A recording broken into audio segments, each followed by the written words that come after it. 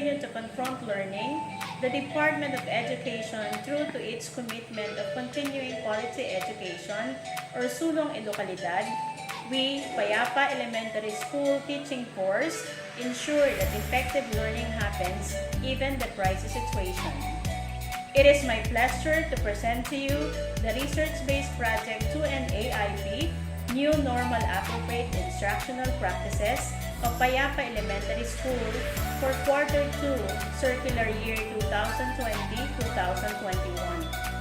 The focus of discussion on 2N AIP are the 8 N's of teaching, namely milieu, matter or content of learning, method or the teaching learning strategy, material or the resources of learning, motivation or arousing and sustaining interest in learning, mastery or the be-all and end-all of learning, measurement or getting evidence of learning.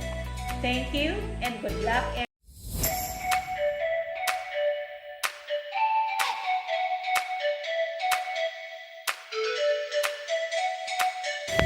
Payapa Elementary School is one of the monograde schools under the umbrella of Tagkawayan District 2. It is located 5.5 kilometers from the Tagkawayan proper and DepEd District Office.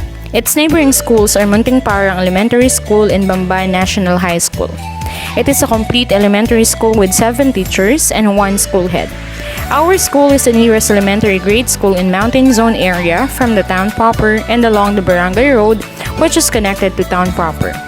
Solely adheres on the concept of sulong edukalidad of Department of Education, gearing up and planning the activities that makes the school suitable to conducive learning, taking into account the support of stakeholders and ensuring that education should never stop amidst pandemic. In response to this new normal basic education, there is a need to adjust the implementation of the school programs and projects which is appropriate to the current situations. As educators gear with a new normal setup, this is the appropriate time to use this discomfort to innovate teaching methods. Our school programs and projects was aligned with the 7 banners of the Division of Quezon's project. Under Project Place, we have Project EAR, Enhance Academic Result. Its objective is to increase 5% MPS in all learning areas. Under Project Spotlight, Project Basa Payapa or Batang Aktibo sa Pagbasa sa Payapa, its objective is to increase the number of readers by 5%. Project Eagles, engaging all grade level to enhance skills in mathematics. The objective of this is to increase the number of numerates by 5%.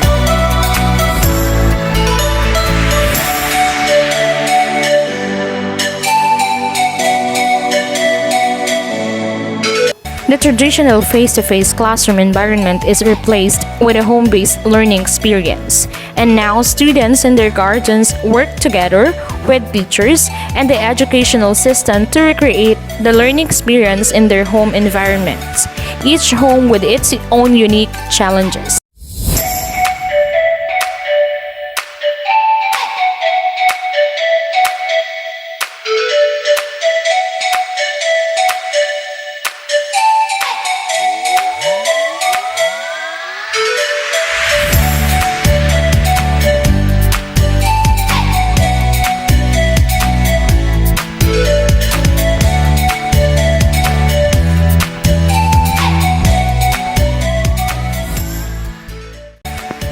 While learning must go on during the pandemic, a paradigm shift is crucial to have a meaningful remote learning experience. Subject matter content is significant if it is selected and organized to develop learning activities, skills, processes, and attitudes.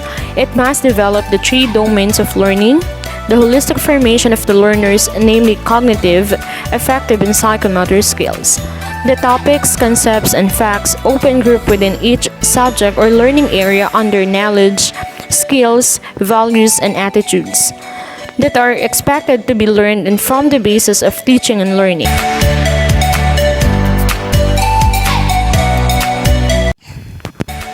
Schools and teachers can influence the extent and quality of learning for all learners. Teachers' beliefs, practices, and attitudes are important for understanding and improving educational process. Teaching strategies refers to methods used to help students learn the desired course content and be able to develop achievable goals in the future.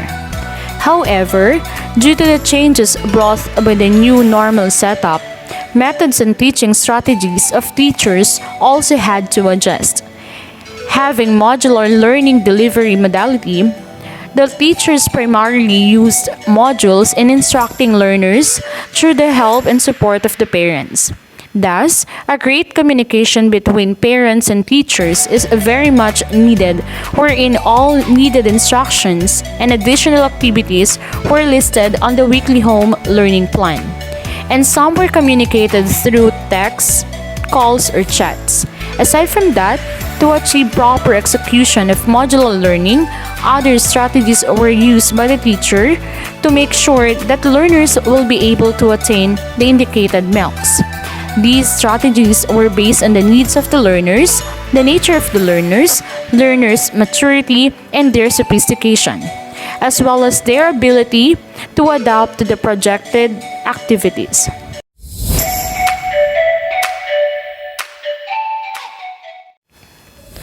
Materials to be used is an important part of learning, especially nowadays.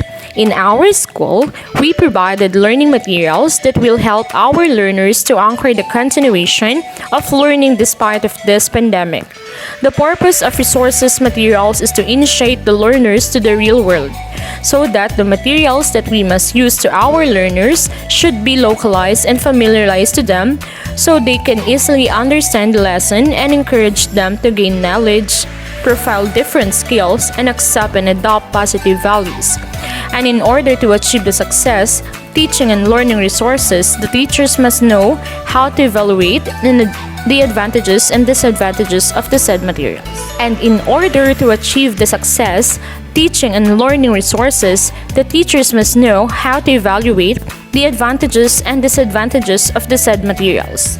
Additional quality assured learning materials like reading and numeracy activities were provided and the learners were instructed properly. Moreover, students were given opportunities to learn by doing that is evident in the activities in the learning areas, like doing experiments at home and crafting their art projects. Furthermore, we helped our students develop the five senses to the full heighten and their sensitivity to the world through various activities provided to them. Also, we guided them so that they can draw meaning from their first-hand experiences and elevate their level of thinking and brought them to the higher level of thinking process.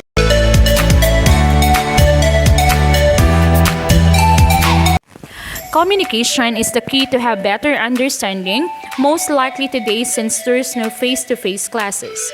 There is some medium of communication which we prefer to use in learning the lesson for enhanced understanding, such as cell phone, through text or call. We also use a Facebook to get connected with the parent or guardian. In these difficult times, we teachers should be flexible and dynamic to change for us to make sure that we still provide quality education. We use all available channels of communication to get in touch with the learners and parents.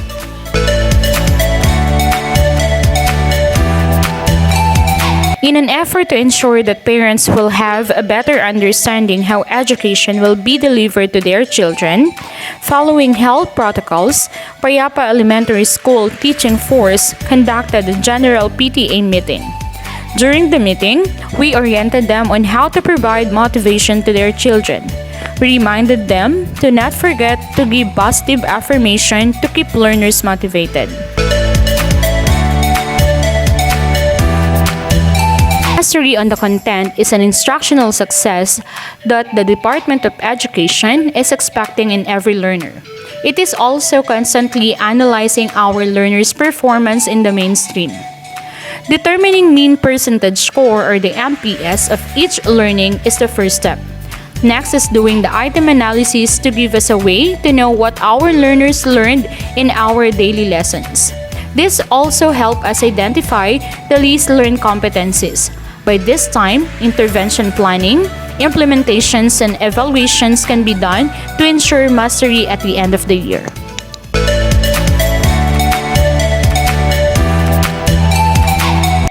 Assessment is an integral part of instruction, as it determines whether or not the goals of education are being met. Assessment affects decision about grades, placement, advancement, instructional needs, curriculum, and in some cases, funding. Today's learners need to know not only the basic reading and arithmetic skills, but also skills that will allow them to face a world that is continually changing. They must be able to think critically, to analyze and to make inferences. Changes in the skills based on knowledge our learners need require new learning goals. These new learning goals change the relationship between assessment and instruction. Teachers need to take an active role in making decisions about the purpose of assessment and the content that is being assessed.